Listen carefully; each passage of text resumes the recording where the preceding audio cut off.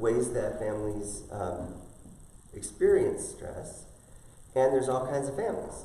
And so I'm interested in knowing why you came and what you're hoping you might gain from being here tonight, because that can help me shape how I do my talk. So you're welcome to say something if you like or not, but whatever, I'm interested in hearing. Okay, Dave, why I'm here is because I fall down a lot, and when I fall down, it stresses me out and depresses me. Okay. Thank you. And it stresses me out. I bet, because you're family, right? Yes. Yeah. Do you have any answers to that? Well, I'll talk about those things while we're in the middle of this, yeah. Casey? I wonder about, maybe I think too much ahead sometimes, but I wonder about trying to front load my kids when I think something stressful is coming. How to prepare them for that, so that they might be better equipped to handle it when it happens. Yeah, I'm glad you said it. That's one of the things I want to talk about. Kim? Coping mechanisms. In hopes to learning coping mechanisms. Yes. Great. Melissa? So I just got a new car, and I realized by starting at 0 that I drive over 500 miles a week, and Wow. only 66 of that is to work and back. Yeah. So, yeah, that's probably the biggest stressor in our life is how busy we are running place to place. Yeah. Mary? Just foster kids and how they come through it. They come to us at their most stressful moments, and is there any way we can de-escalate some of that stress for them? Yeah. Okay. Good. Yeah. Amy? Mine is kind of on that same token where I have a lot of people right now in my house, and so they bring different stressors and they're stressed. So how do you help others that maybe are not always rational? Some kind of de-stressing mechanisms for other people, not just yourself, but to help them de-stress or help them realize that they're creating stress without causing more stress. Does that make sense? Oh, yeah. Okay, all right, you got me. You follow that? You smell what I'm stepping in? I've got a section on that. I'm so Actually, glad. yes. Mine is trying to not stress out so much that I can't control, can't fix the stress. So I gotta figure out ways that, that I can't stress that I can't solve everything. That's my stress sometimes. Can you say a little bit more about how that happens for you? Well, if there's turmoil in the family and I'm trying to keep peace, and it's not working, then it kind of stresses me out, and then it's like, How do you feel about it yourself? Like I've got to learn that I can't fix. I got to learn that you can't fix things. Okay. You can't always make everything go smoothly. That is so true, Claudia. That is so true. Okay, thanks. Yeah. Anybody else? Having a child with special needs and having to deal with the school and having to deal with doctors because they also have medical issues, and just all of that is a lot. Yeah. Isn't it amazing that in our little group here, there are so many different ways that we all, different reasons that we all experience stress, and different ways that we are experiencing it. And people coming over and asking Pat and I to borrow one. Right, you told me that. And that's stressful too.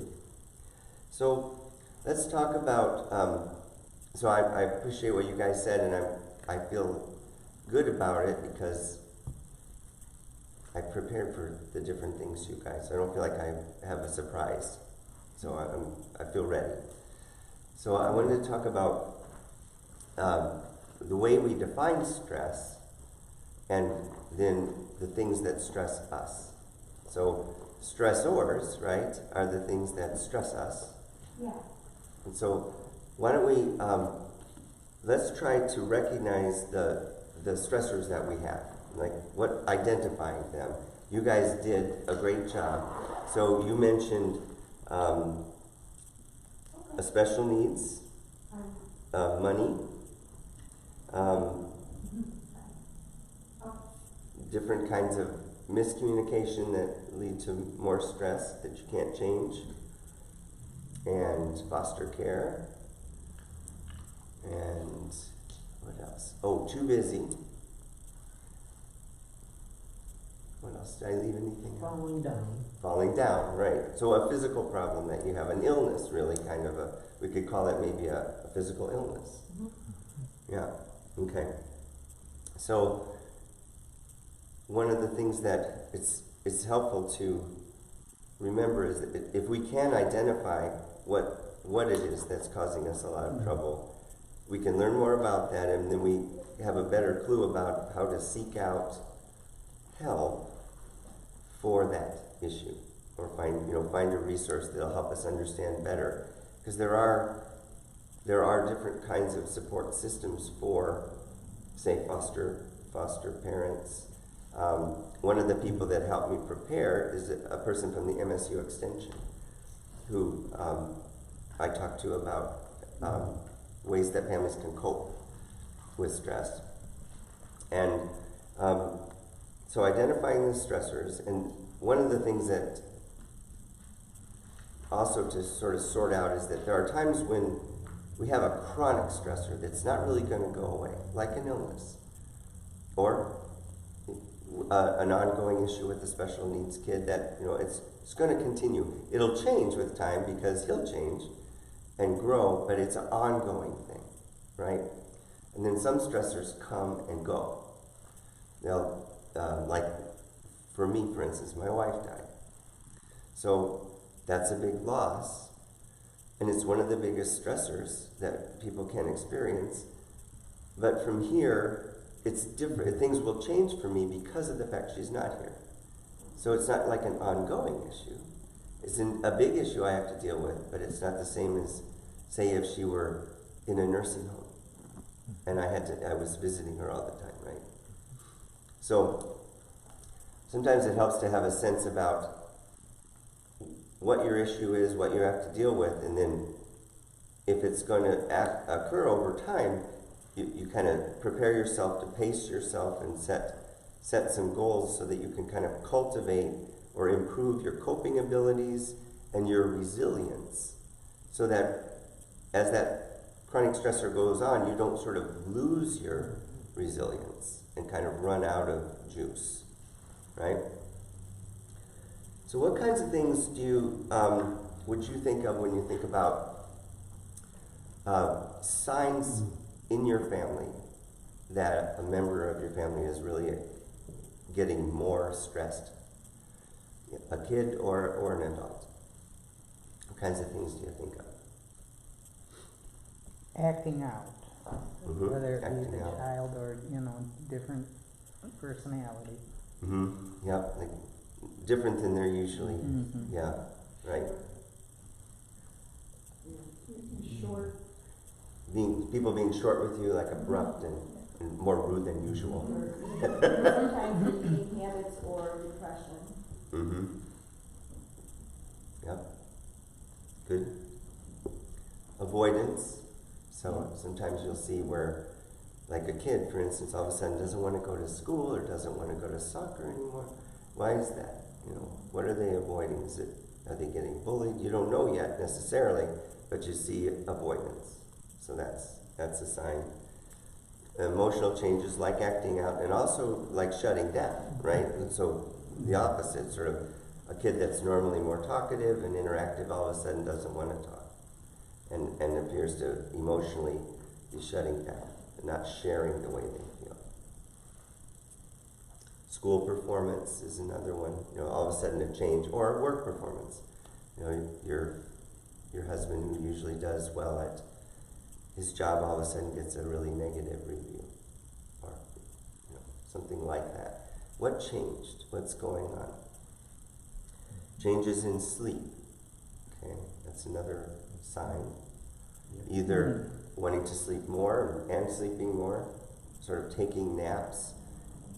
I have a member of my family who that's her go-to. In my extended family, the family jokes about it, like at Thanksgiving. Where is she? Oh, she's just taking a nap. It's time to eat. Well, she's still asleep, you know. And we all just kind of laugh about it because it's sort of a well-known thing. But it's her coping. It's one way she copes. Not really a good coping mechanism, but it's a coping mechanism. And then anxiety. Anxiety is a big category, right? So what kinds of things have you seen in your family about that you would say, oh, that seems like anxiety? What kinds of behaviors have you seen that you would call that? And because it can manifest in different ways, so I think good, you know, like examples. And I can give some, but I bet you guys can too. I think when people are having anxiety, they start the blame game. That's a good thing. Yeah, that behavior, like, can you give an example? Well, like, you know, if something goes wrong, it's never my fault. I had to do that because so-and-so was doing this, and so then I had to do this, and so it's not really my fault, it's your fault, and why did you do that to make me do this? Okay, yeah. Does that make sense? Totally, and that's a shame thing. You know, like, blaming is often, you feel bad because for whatever reason, maybe you didn't do something you were supposed to do, or you did something you weren't supposed to do, and you're ashamed of it. And that's a really uncomfortable feeling. So one of the defense mechanisms, or shame shields, is to blame somebody else. Just pass it on, like you're just dumping it on somebody else. You're not really dealing with how you feel because it's just so darn uncomfortable. So that's a very common thing in our society. We have a lot of shame in our society, and it manifests in those kinds of behaviors. Other thoughts, other memories? And Pat falls down a lot when there's anxiety going on, lots of people around. Okay. He'll fall down. Okay. There's no cure for it. Okay. That's one of the signs there. Okay. Right, Pat? Yes. Like headaches and stomach aches. That was the next thing I was going to say. Thank you for sharing that. Yeah, so physical manifestations, right? Yeah. Back pain, headaches, stomach aches, that maybe are, what you can look for is a pattern. Like, is it before bed? Is it in the morning? Is it after they get back from school or work? You know, is there a pattern to those symptoms? Because you know, sometimes there's two sides to this. Like, as a doctor, I get a lot of people who come in with physical problems, right? And they might think that it is stress, and it could be stress. But part of my job as a doctor is to make sure it's not something else besides stress, right? Because stress causes illness too, right? Especially chronic stress. And then that can lead to an illness. So it's not that we are going to ignore the symptoms, but at the same time, we're looking for patterns so that we can get a better idea of why they might be having those symptoms. And if they're kids, kind of hard for them to explain things sometimes. Grown-ups as well. Grown-ups aren't necessarily better at explaining how they feel as kids. For us, with the foster care, when we get kids, we do emergency care. So sometimes you have to make really quick decisions on some of these kids. I mean, they're coming from broken homes. We've had kids that literally would show up with no shoes, no coat, just whatever's on their back, and they're walking in the house. But you sit and you talk to them for a little bit, and you find their coping mechanisms is, even if it was bad, they knew how to deal with that situation. and then we get them in our house, and we're trying to remove them from that. And sometimes to make that break, be it bad or good, some of these young people, when they come in, it's, we had one young man that, he had to stay up all night so his dog wouldn't bark so it wouldn't wake up his mom. Wow. So that his coping mechanism was not to get in trouble, so he'd stay up. So his Yeah. dog wouldn't bark to wake the mom up. Yeah. So he comes to our house, we've got 3 dogs, and I had to tell him, you sit on the couch, put a quilt on, the dogs will come to you. And after an hour or two, the dogs are sitting with him, sitting at his feet, sitting beside him, and all of a sudden he starts relaxing. And then it's like, to help him through that, but you know, sometimes it's so quick. I said, they'll come in and check on you at night.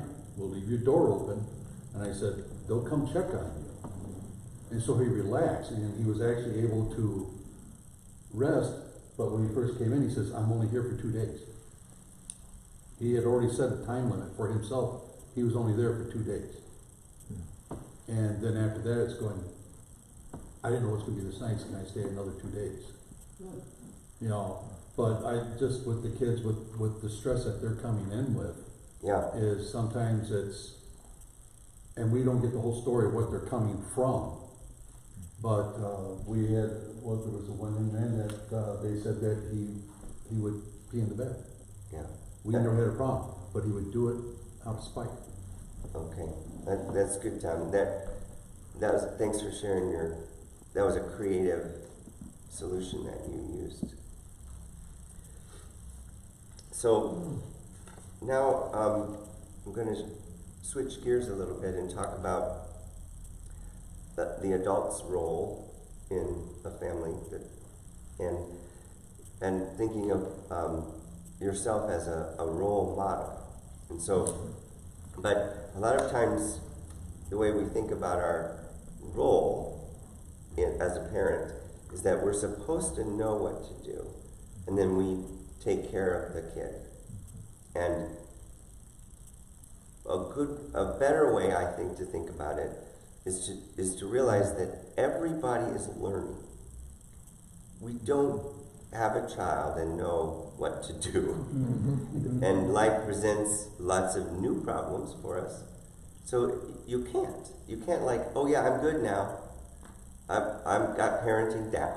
That does not happen, right? So if you think of yourself as you're learning and your child is learning, and you're not thinking of yourself necessarily as equal to your child, but in the sense that you're both learning, it's like an umbrella over both of you. And the access to ways to learn, you can access ways to learn through other people, connection, community, and you can also model that for your child. And so, speaking to what Casey talked about, one of the things I wanted to emphasize tonight was that even if you're in a relatively steady point in your life as a family, you're always cultivating the ability to learn more, to understand each other better, to model to your children how to be a person in the world, and to help connect them with people that you know will also be supportive of them, and also that can be models for them. So that in that sense, then you are building resilience for your family, so that if something happens in the future, unexpected, usually a lot of stressors are unexpected things, you've prepared for it. And so Casey was being more specific about kind of something impending that she might know that is about to happen, like maybe say an example of that would be, say a family is going to have to move, maybe to a new community. The parents know it. It might not happen for a couple of months, and then that would be an example of preparing the kids. So starting to work on anticipation, knowing that this change is going to happen, talking about how they feel about it, preparing for it, helping them make decisions about what they want to take and what they might not want to take, so forth. So the preparation, we are always learning, and we are always working to build resilience, and always looking for new ways to understand how to cope, new ways to understand each other. So communication is really important, and then how we communicate. So talking about what you said, Amy. So some communication can be very violent or abusive. A house that runs smoothly and the chores get done, and etc. Right? To have some discipline and order in your home, which is important for everybody because that's a need. But how it's happening is in you're encountering conflict. Am I saying that about right? You are saying that exactly. Yeah. Okay. And so there are kind of three levels of thinking about how you go about meeting needs. First of all, within yourself. If you don't understand your own needs and how to ask for help and how to get those needs met, then the next two levels you're not going to be able to do very well either. Because the next level is with others, members of your family and the group that your people. And then the third realm is society. So social systems, I could say, right? And that's actually where Third Circle came from. We talked about why our name when we started it, and we talked about the child and the family and the community. And those three circles are interrelated. You can't have one without the others. And so knows what the schedule is. Like we all understand this is what's going to happen tomorrow morning, and so forth. I'm going to do this, you're going to do that, and so forth. So if the family is sharing the information about what's happening, not only during the day when it's happening, but also in the future. So the child especially, and grown-ups too, but you're trying to help the children often learn, you're modeling, right? You're trying to help them see that the way I live is that I'm communicating with others, I'm clear, I'm consistent, and I'm not judgmental. I'm not blaming other people. I'm not talking badly about other people in front of the child. Like especially say a couple is divorced and the children spend time in two places and one of the spouses speaks badly of the other, in front of the children. So it gets the children triangulated between two grown-ups who are fighting, who are displaying poor skills in terms of communication, and then unfortunately teaching the children that that's the way I communicate, that's the way to communicate. So, and there are times when there is no way you can get the other person necessarily to not do that, but you can always do it that way, and you can be consistent about it. So one of the games this is a neat story that at Beth's memorial service I heard. So one of the people that came is named Missy, and she was a gal who babysat for our kids a number of years ago, right? Now she has kids. And one of the things that Beth taught her and showed and demonstrated to her that we did in our house and then she did with our kids when we were gone, it was one of the things that we kept consistent, so that like when we were gone, there were things that she would do that we always do. And it was a game we called Roses and Thorns. And at the end of the day, when we're having dinner or if we're going to bed, we let everybody share something that day that happened that they were happy about. Those were the roses. And something that happened during the day that was hard on them, that was difficult, and those were the thorns. And it can be highs and lows, or that's often used too in this, but it's a family sharing game where everybody gets a chance to say something that happened that they liked and something that was hard. And so Missy came up to me at the memorial service and said, you know what game I play with my kids every night? I said, no. She goes, roses and thorns. It made me happy. So going back to the issue, the underlying issue is that we have needs that need to be met. When families are stressed, often some of those needs, or many of those needs, are not being met. So how do we address that? How do we negotiate it? It can be any kind of adversity. It can be a loss, change, just a change that's happening in the family, or violence, or neglect, but the loss of something we need. And so, 3 things that I'm going to leave you with that I think are key to remember are, first of all, when you experience this, you may have a tendency to shut down because you may believe that you're supposed to be able to do this. You're supposed to be able to take care of your family, make enough money, etc., etc., etc. A lot of expectations. And they may come from a lot of places. They may have been your family of origin. They may be just the way society talks about things and the media. And so if that is what you believe, then your action may very well be to isolate yourself, to not talk about it, to not talk to your friends, to not talk to your kids. And that's not a good idea. So to connect is a better way. So, and again, the underlying issue is we all have needs. We're all equal. There's nobody to blame. Many of the things that happen to us, we didn't bring them on. They happen. And you're not in charge. And you can't control that. And so acknowledging that and realizing, yes, I am vulnerable to change, to things that might happen in my life and in our family's life. Then to reach out and connect with the people you trust, your friends, other family members, and your kids.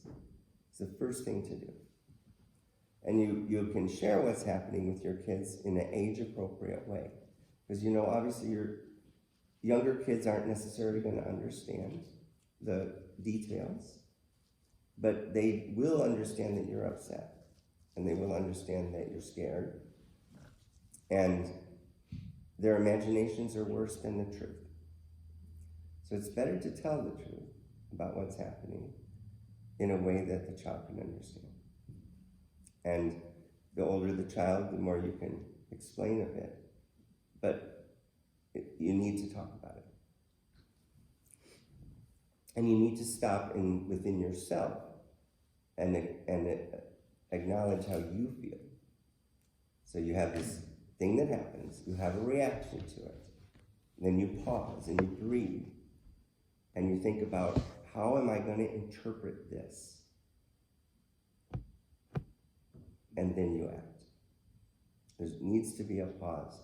Like an example would be, say, you're at work, somebody says something that to you is incredibly rude, and you take offense. But you don't know where that person's been. You don't know what that person's what's happened to them. Don't make an assumption that they were trying to do something mean to you.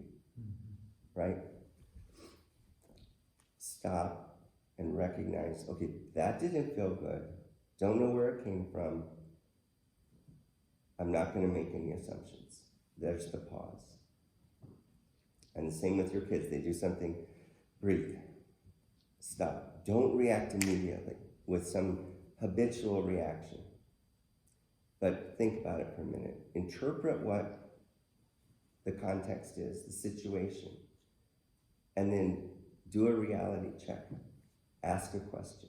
Be curious. Say, hey, that seemed really out of the blue. What's going on? Or however you might want to, but in a way that doesn't say, you just threw me off, right? No, that's not a good way to start the conversation. It's not going to continue the conversation, right? And then, so the interpretation is really important, and that pause is really important. That way you don't react immediately. And then you think about, then what am I going to do about it? And so that's when you start to communicate, right? With clarity and consistency and compassion, not only for your children, but for yourself. This really rough thing happened. I'll give an example. When we were in Pittsburgh, I was starting a new job. We'd just been there for a year. Beth just finished seminary. Kids were little. Loved the school. Loved my job. And Beth was on her way to becoming a minister. And she was going to she got her first call at a Methodist church in Pittsburgh. I go to work one day and get told that the hospital is being sold. And I don't have a job. It was a rough day. And we had to figure out what to do. And I felt like a total failure. You know, I just felt like I'd really let my family down. And at first I really blamed myself. You know, that was my inner dynamic. I didn't think to be mad at the hospital administrator, who I later learned took money under the table. And the hospital got sold in a way that the board of directors didn't want it to be. So actually, he was a bad guy. But he pushed that on me. He made me feel like I wasn't doing my job. And so I felt terrible. And so then, but we had to go, I went home, I told Beth, and we had to talk to the kids, and they were not happy. And about a month went by, and we moved back here. That's when we came back here. So I reached out. I started calling people, looking for a new job, and calling the people I trusted, and eventually found, a job at Michigan State. And then I brought everybody here.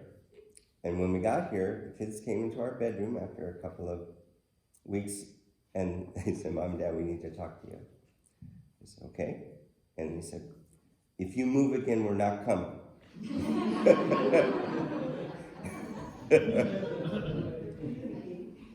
And so they shared how they felt too, which was great. And that actually prompted us to go to a family counselor for a while and actually get some help so everybody could talk with a facilitator that could help us. And that was a really good process, because then we could all share more about, it was very traumatic for us. It was a hard thing for our family. It was a long time ago, but I think it was an example at least I could share from my life, just to help you know, like the dynamics of it is, it's important to, first of all, have compassion for yourself. Then for your family, then you can have it for your family. You can communicate without being really slanted by your negative feelings. And then together you can act and move forward, deal with the change that your family's going to undergo because of whatever happened. So you connect, you speak and ask questions, not shut down, you don't isolate, and you don't make assumptions. You ask questions to check, make a reality check about if somebody's saying something to you that seems really aggressive or abusive or rude or mean. Instead of running away, ask a question. And it requires you to respect yourself and to have compassion for yourself. Realize that, it's okay. It's not the same as feeling sorry for yourself, right?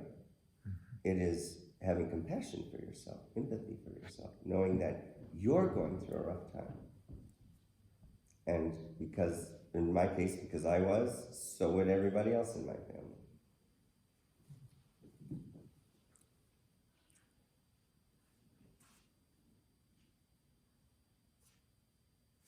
Oh, last thing, fear and courage. So when tough things happen, often we feel afraid and anxious, ashamed, and we're not sure if we can do what we need to do to deal with the problem. But you don't you don't necessarily lack courage when you're afraid. You can be afraid and brave at the same time. You don't have to wait until you feel better, because you may not feel better for a long time. But you can still act in a compassionate way.